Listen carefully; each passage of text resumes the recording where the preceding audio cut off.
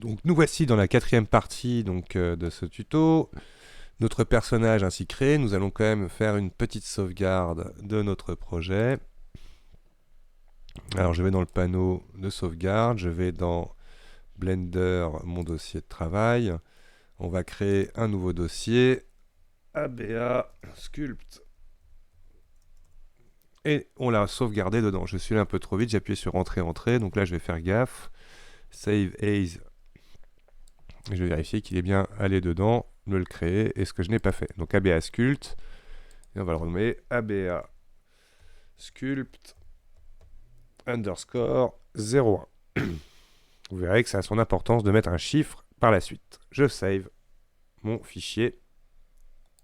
Hop, as. Donc là, il est dans mon nouveau dossier. Logiquement, on voit bien maintenant ici le chemin d'enregistrement de mon travail.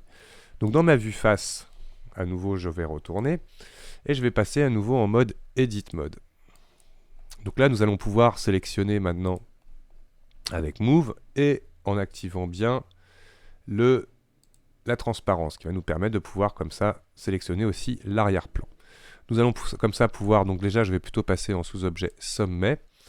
Et pour avoir, quand on est avec le mode de déplacement, facilement accès à la sélection, vous appuyez sur B de votre clavier qui vous offre ce curseur de sélection qui vous permet de pouvoir, par exemple, retravailler, hop, comme ça, un peu les choses. Bien évidemment, un simple clic sur un point va pouvoir directement faire la même chose. Après, si je veux sélectionner plusieurs points, je vais être obligé de faire B au clavier.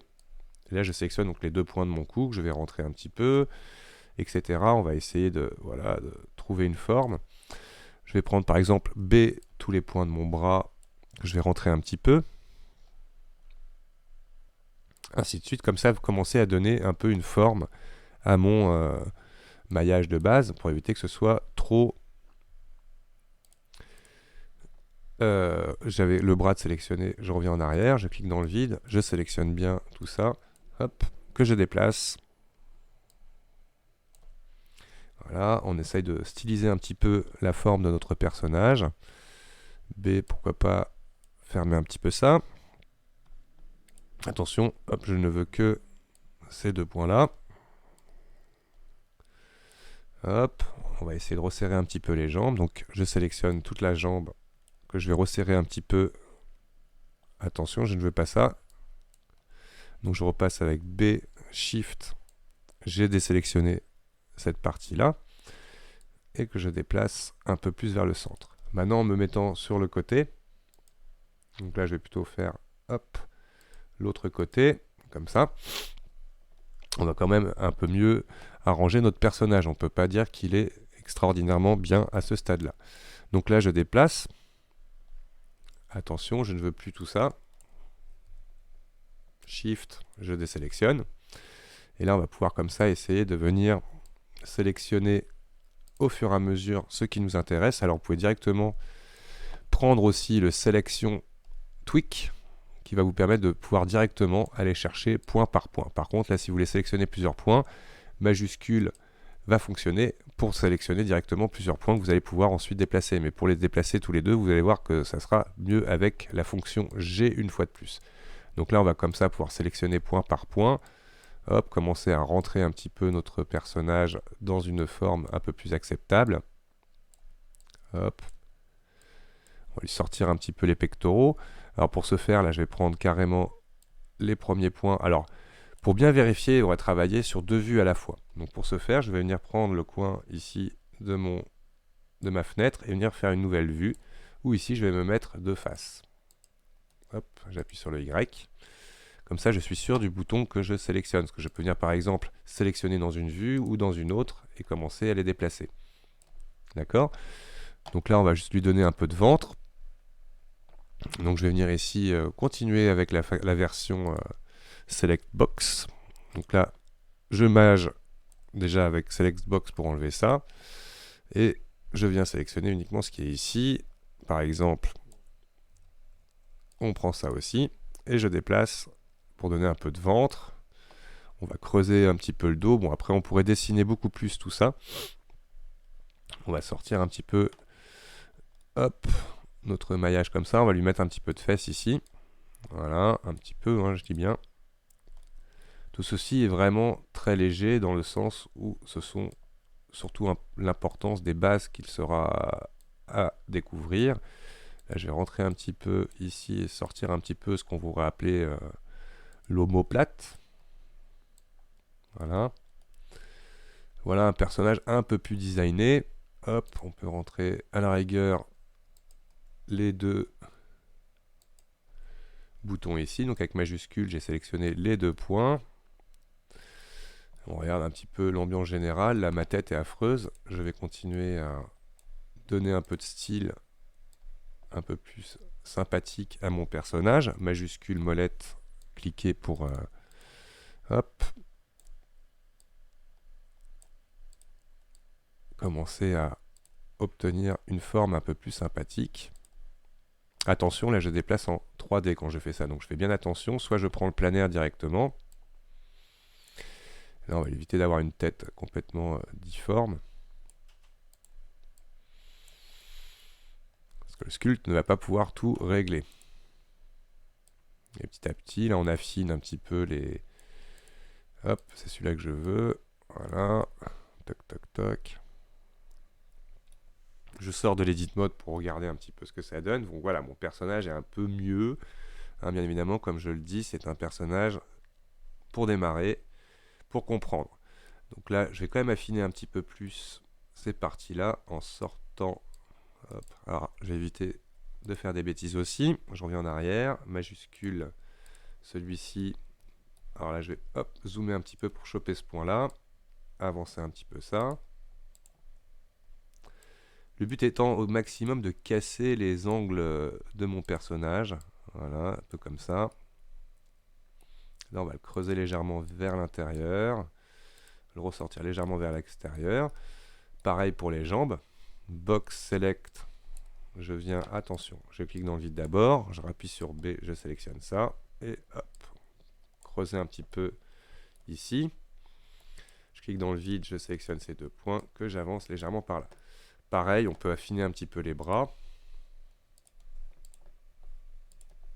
Majuscule, je prends ces deux points-là.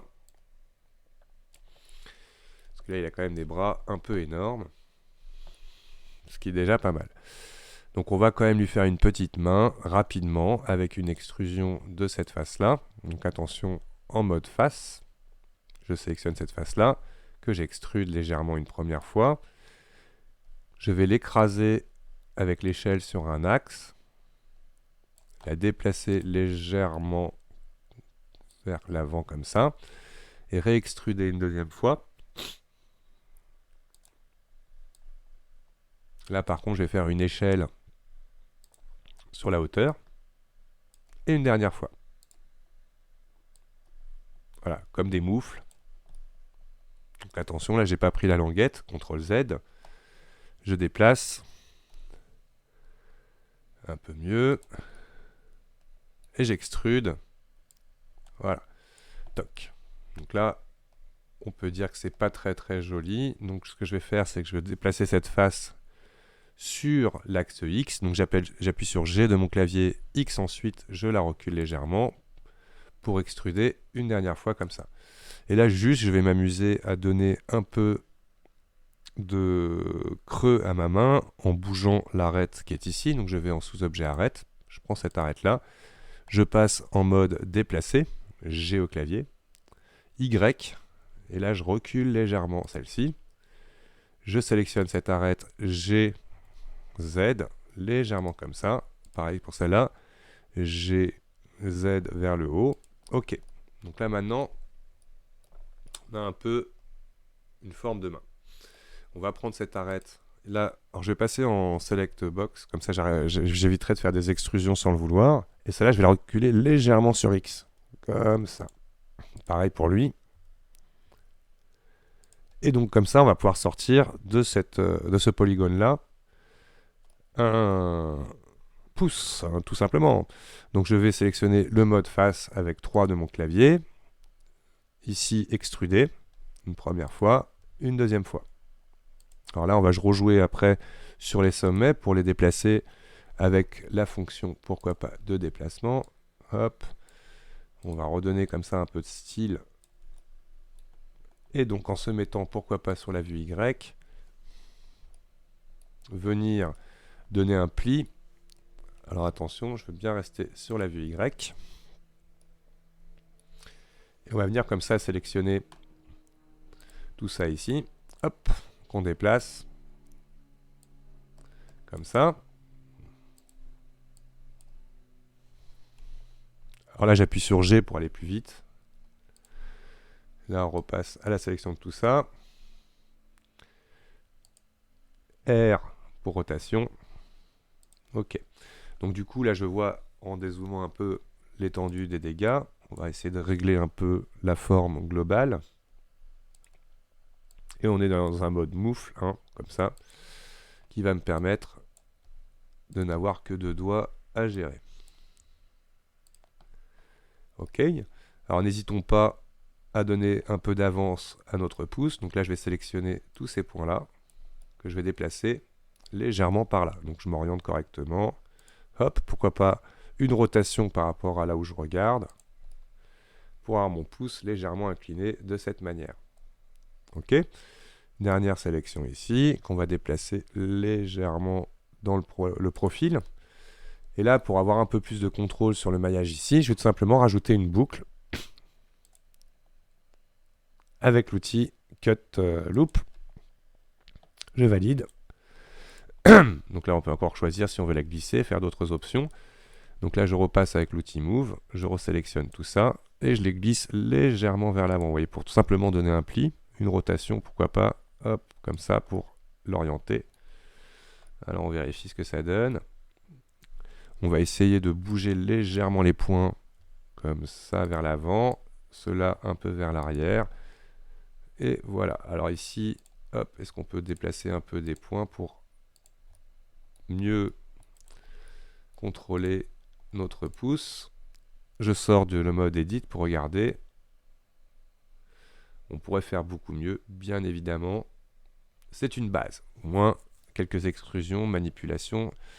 On voit que mon pouce est un peu trop tourné vers l'intérieur. Donc à la rigueur, je vais hop, juste sélectionner tout ça. Moins ça. Ça, j'en veux pas de lui, là.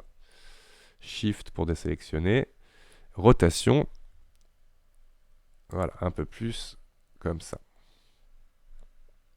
À ce point-là, hop. On va le déplacer un peu avec G. On essaye voilà, d'avoir une main un peu pas trop capoute, trop cassée à l'œil. Ok. Alors là, ça, par exemple, on va pouvoir l'affiner un petit peu.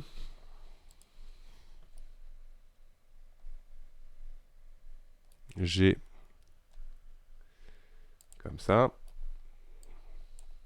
G comme ça.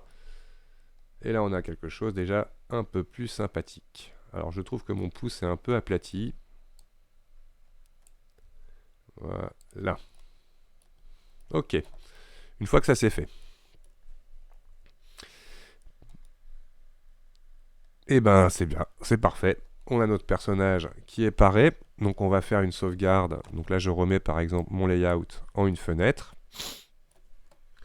Et à ce stade, ben, on est prêt à partir en sculpt. Je dirais que mes chevilles sont encore un peu énormes. Je vais peut-être affiner quand même mes chevilles. Là, ça, j'en suis pas très fier. S pour scale. Voilà, légèrement un peu plus affiné. Peut-être que ça aussi, on va les déplacer un petit peu comme ça. Ok, mon personnage commence à avoir déjà un peu meilleure allure que au tout début. Bon, il est un peu droit.